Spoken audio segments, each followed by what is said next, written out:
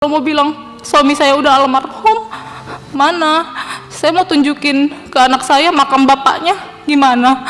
Tidak ada kejelasan kan? Kalau cuman dari dinas menyatakan hilang dalam tugas seperti itu. Riah Ukur Tarigan, istri dari mantan Kasat Reskrim Polres Teluk Bintuni, Ibtu Tommy Samuel Marbun, menyambangi Komisi 3 DPR RI di Jakarta, Senin 17 Maret 2025 lalu. Dalam rapat itu, Riah mengungkapkan kronologi hilangnya sang suami saat bertugas mengejar kelompok kriminal bersenjata KKB di Teluk Bintuni, Papua Barat, pada 18 Desember tahun 2024. Dengan suara bergetar dan air mata, Riah menyampaikan bahwa sejak awal dirinya menerima informasi yang simpang siur dan penuh kejanggalan. Sedikit bercerita kronologi yang saya alami, dari sebelum sampai setelah saya mendapatkan kabar suami saya sudah kejadian, selanjutnya sampai pencarian yang tidak membuahkan hasil, ujar Riah dalam rapat.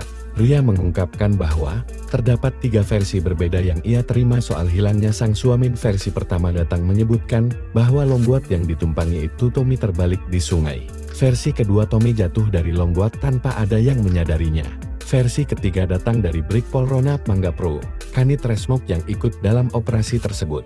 Tommy hanyut terbawa arus sungai dan sempat terlihat berdiri di air setinggi lutut sebelum akhirnya hilang. Ia mengatakan, pencarian terlambat dan ancaman pada keluarga. Menurut Riah, pencarian baru dilakukan keesokan harinya, 19 Desember tahun 2024.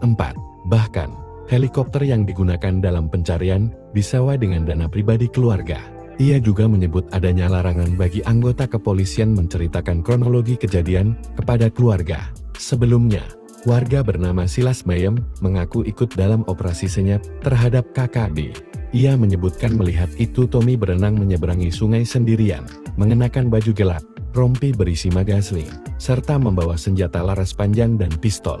Kapolda Papua Barat Irjen Pol John Yedizon Isir Kamis tanggal 24 April tahun 2025 mengatakan, dalam pencarian tahap 3 ini, mengerahkan 510 personel dan upaya terus dilakukan, termasuk mengerahkan helikopter dan drone.